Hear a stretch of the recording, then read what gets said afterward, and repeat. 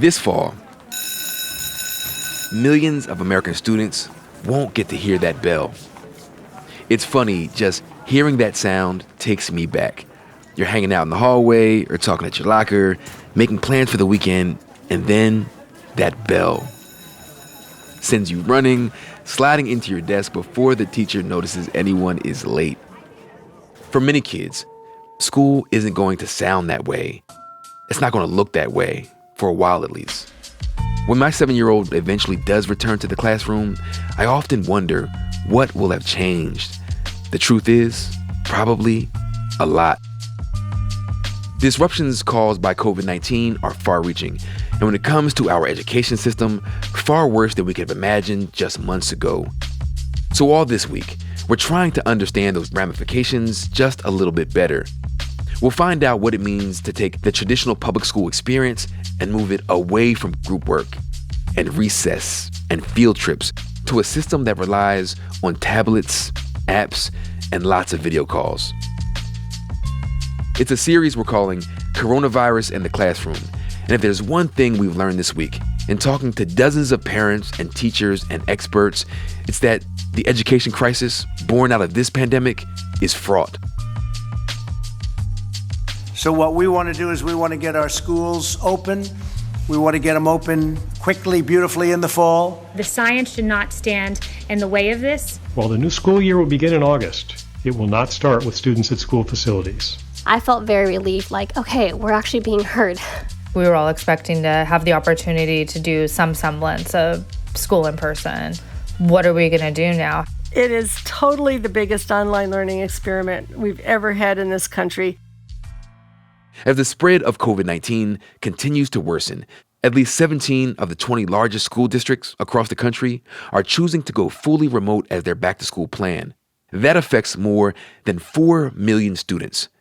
The San Diego Unified School District was among the first in the country to decide that there would be zero in-person instruction this fall. For some parents, that news was devastating. It felt honestly like he was sent home with nothing. I mean, we left that day from his after school like in tears.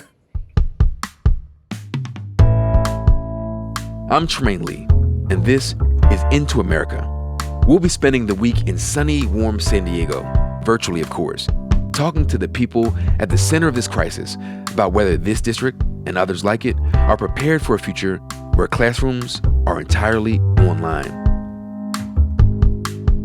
And we hope you'll excuse that the audio quality isn't quite perfect in this episode. We were dealing with a few challenges when recording these interviews: power outages from a storm, issues with recording apps, you name it. But in the spirit of everyone working through this pandemic, we hope you'll forgive us. We begin in Point Loma. For folks that don't know San Diego, Point Loma is a peninsula right near Coronado, bordered by the Pacific Ocean and the San Diego Bay. The Reckman family lives there, and their 7-year-old, Landon, was working on finishing up first grade when the pandemic hit. I spoke with Landon's mom. Kirsten is 43, works for a bank, and Landon is her only child. She says what made all of this so hard is that their family loved Landon's school, Ocean Beach Elementary. We just loved how they grow their kids, how they teach empathy, how they teach compassion, and, academics as well. It's very diverse in a number of ways, and everyone gets along. It's a beautiful thing to see. And to me, it's putting him in, this is real life. I won't ever forget picking him up the day that we knew was their last day of school. I remember leaving in tears because we are such a tight community, and we really, truly didn't know when we were going to see these people again and what the rest of the school year was going to look like. And there was just a whole lot of question marks, not just with school, but just life at that point. So how did the school initially respond? Like, how did they communicate this to parents? It's kind of funny. I think we found out on Twitter first before we found out. Like everything else, social media, yeah, right? Yeah. Slowly the communication kind of trickled down, and it felt very haphazard in the beginning. It felt like a lot of scrambling. So we kind of were left on our own a little bit to administer schooling and, keep them on track. And we weren't at the point that we could even go back and retrieve anything from the school. it just felt very disjointed in the beginning. I would say, no idea what the future was going to hold or how they were going to do the school year for the rest of the year. So they decided to close the schools, and then a lot of the, the onus and burden of teaching our children came to, parents like you. Talk to us about how things actually went that spring. How did distance learning actually go for you? It was interesting. Were there tears behind that laughter? It sounded like laughing and crying at the same time. A little both. Yeah, I mean, it was kind of like every emotion under the sun.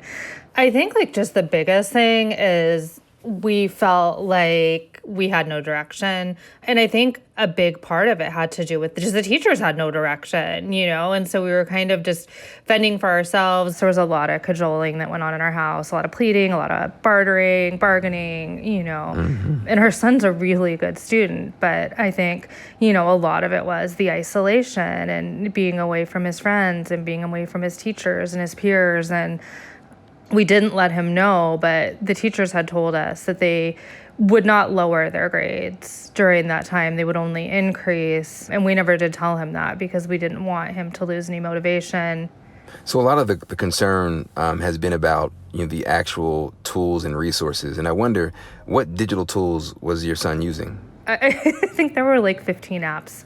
I mean, maybe not 15, maybe 10. But I mean, it was just app overload and remembering passwords and remembering you had to go into this app to get to that app. And it was just funny seeing his teacher get used to doing Zoom and like all the Zoom debacles we had in the beginning, which is trying to navigate it and trying to navigate technology when you go from an in-person model to a fully remote model, and just seeing her turn herself off, turn herself on, and just the hilarity of navigating technology altogether was nuts. So with 1,000 apps to kind of navigate and maneuver through the day, as just a first grader, and I have a second grader, so my daughter is 7 turning 8, so I know that, they can be a little independent, but they still need our help. I wonder, as Landon, as a first grader, how much supervision did he need as you make your way through the day? He's pretty technologically savvy. It was more the supervision from keeping him on task, like keeping him focused. And as a parent, I mean, honestly, the last thing I want is for him to be on a screen all day. I just don't think it's healthy. And, outside of school, if I see he's on a screen too long, he's just not a nice child. They say that this year it's 3 hours, up to 3 hours per day. And that seems like a very long time for an incoming second grader to be on the computer and try to pay attention. I don't know how they're going to keep these little kids' attention for that long. So with all that going on, was Landon actually engaged? Did you get the sense that he was like actually locked in, or was there so much going on where that itself was tough? It kind of ebbed and flowed. I mean, that would be my best answer. Sometimes he was really great and locked in, and other times we were, oh my God, like, you have to do this homework, Landon. Like, you have to do this, you have to do that. So it depended on the day, sometimes on the hour. It's just hard when these kids, especially these younger kids that are used to being in a classroom setting and, being with their teachers, being with their peers. I mean, at the end especially, I mean, it was battle of the wills. Landon, you need to get on your math app. You need to get on your AZD Kids app. And I don't like that one. I don't want to do that one. I want to do this one, and a lot of push and pull, just getting it done. And he's a kid who's great at technology, but he just had enough. It was great that we had an hour a day with his teacher. That was fantastic. Everyone got that FaceTime, but at the end of the day, it's just he needs in person. He was struggling a lot with being on the computer and being on a screen all day. So speaking of the actual teaching and academics, was Landon able to kind of maintain his proficiency? Do you think he actually made progress in terms of the academic side and actual learning? I do. I think we tried to keep on him to stay on top of his schoolwork and not fall behind. And like as the school year went on, the Zoom classes rolled on, whatever, with his teacher, like we would see people not showing up. I knew the parents and you're thinking, oh my gosh, like these are not bad parents. I would see them at morning running club. I'd see them at pickup, and these people want the best for their kids, but reality is happening and It was heartbreaking to see. So what role did you and your husband play as parents through all of this? Obviously, you have to be a therapist, you have to be a teacher, you have to be a teacher's assistant. De facto best friend. Right, exactly. Lunch buddy. Was this all hard?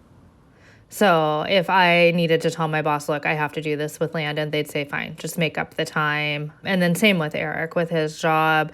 He gets up super early. And so if he would get up super early, then he could knock it all out, maybe take a longer break at lunchtime or, whatever. We found ways to make it work with our jobs. Toward the end, we joked. We're like, we all have senioritis at this point. When is the school year over? Like, okay, we have like another 2 weeks. Okay, we can do this, and it's like mentally psyching yourself up to go through another day, and you're mentally like checking stuff off that you have to get done, that he has to get done. And, assignments were still needing to be turned in, whether or not they were graded. We're still turning stuff in. And sometimes it was running around like chickens with our head cut off. It's kind of like, I don't know if you ever saw the BBC video. I think it was in Asia somewhere, and the little kid toddles in, and I'm like, yeah, that's everyone's life now.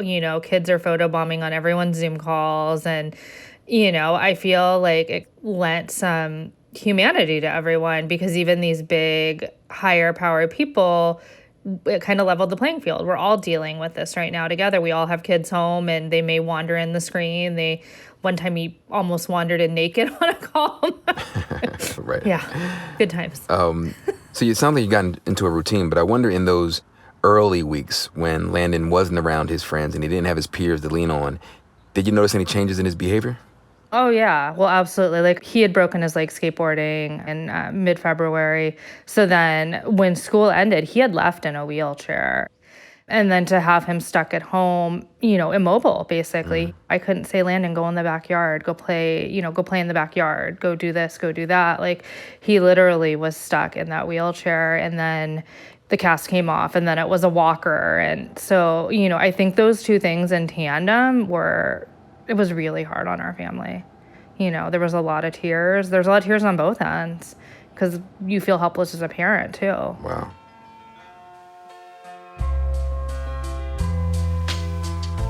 We're going to take a quick break, but when we come back, I talked to Kirsten about how she's feeling about Landon not going back to Ocean Beach Elementary in person this fall, and why it almost meant switching schools. Stick with us.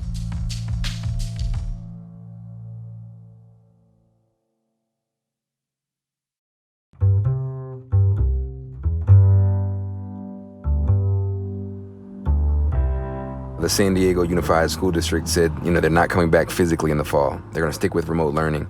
What was your immediate reaction when you heard this news? So this is funny. We had gone away, and I was having a cocktail, and it was wonderful on an outside patio. And I had deleted every news app off my phone. And no sooner than I had had a drink of my mojito that I got text from all of my friends, the group text going with all our moms in his classroom about distance learning. There was definitely some upset responses that we weren't going back, and sadness and anger and just scrambling. Like, what are we going to do now? We were all expecting to have the opportunity to do some semblance of school in person. How do we make this work? Who are we going to find to help out?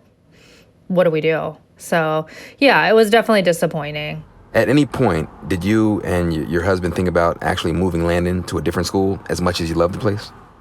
So we did think about looking at other schools. We did look at a parochial school. We're like, you know what? There is the chance that they will go back in person. Let's go take a look at this. Nevertheless, I had a total pit in my stomach. I hate the thought that I'm even looking at this, but I'm like, the socialization, the mental health, him being around other children, they were literally getting ready to start school. They were getting ready to put the dividers in at the tables, the 4 plexiglass dividers, and getting stuff ready for social distancing, setting up the school to actually start. But, we sat down, we talked to Landon about it. He said, I don't want to go there. I want to stay where I'm at. And in the end, we're like, let's stay where we're at. We love this school. We have such a community there. let's see what happens. You know, as much as you love the school and as much as you want Landon to be back in those halls and those classrooms with the teachers and friends that he knows, you know, there's been news this week about 200 kids who tested positive at summer camp in Georgia. Other schools have opened and they're getting kids with COVID on the very first day. Are you concerned at all that if he went back to school that he might actually get sick and maybe get other people sick?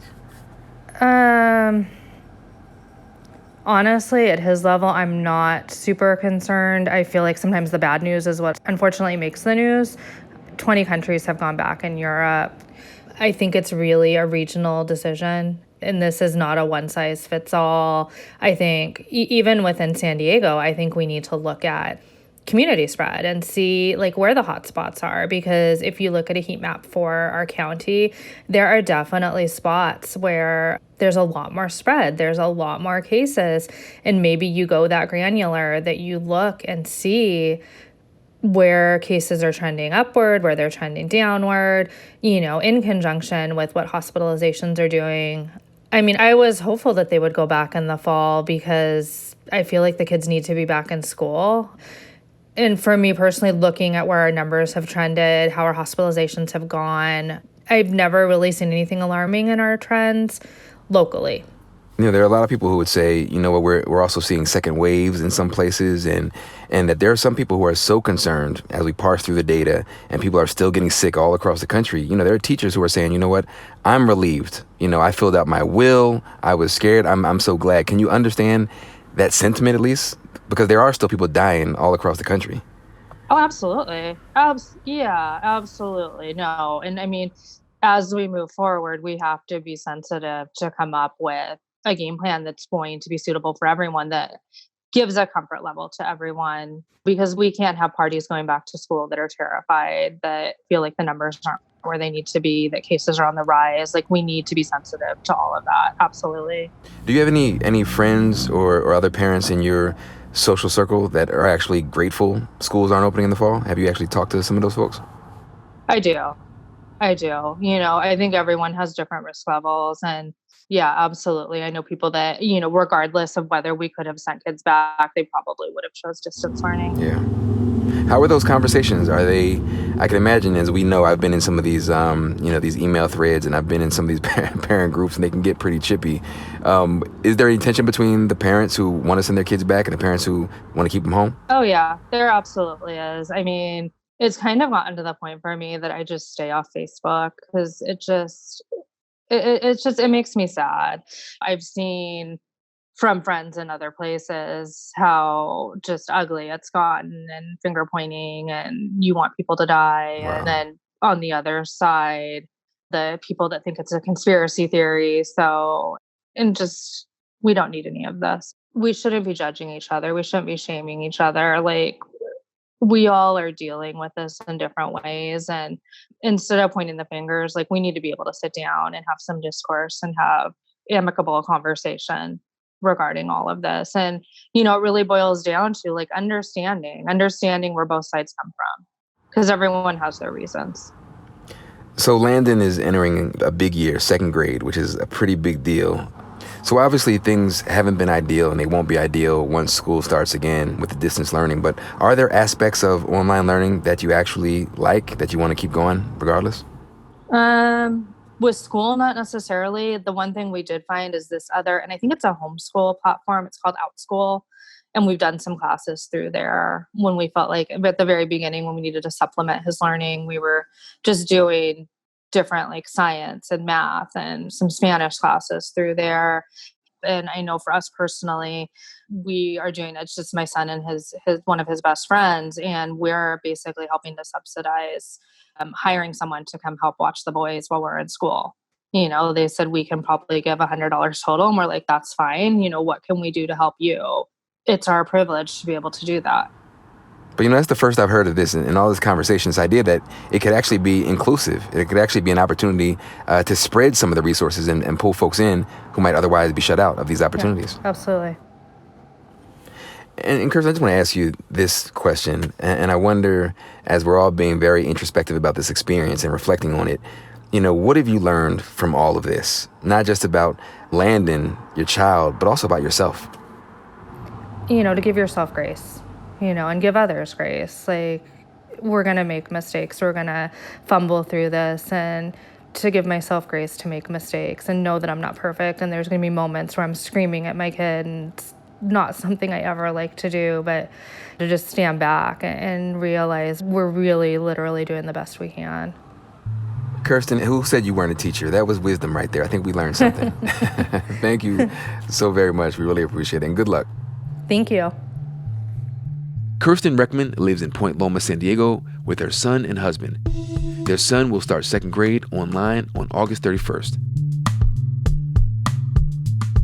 On Wednesday, we'll hear from a middle school teacher in the City Heights neighborhood of San Diego about the mixed emotions that have come with all of this. Relief at not having to return in person and the stress of having to teach entirely online. Into America is produced by Isabel Angel, Allison Bailey, Aaron Dalton, Max Jacobs, Barbara Rabb, Claire Ty, Aisha Turner, and Preeti Varathan. Original music by Hannes Brown. Our executive producer is Ellen Frankman. Steve Lichtai is executive producer of audio. I'm Tremaine Lee. Our series, Coronavirus in the Classroom, continues on Wednesday.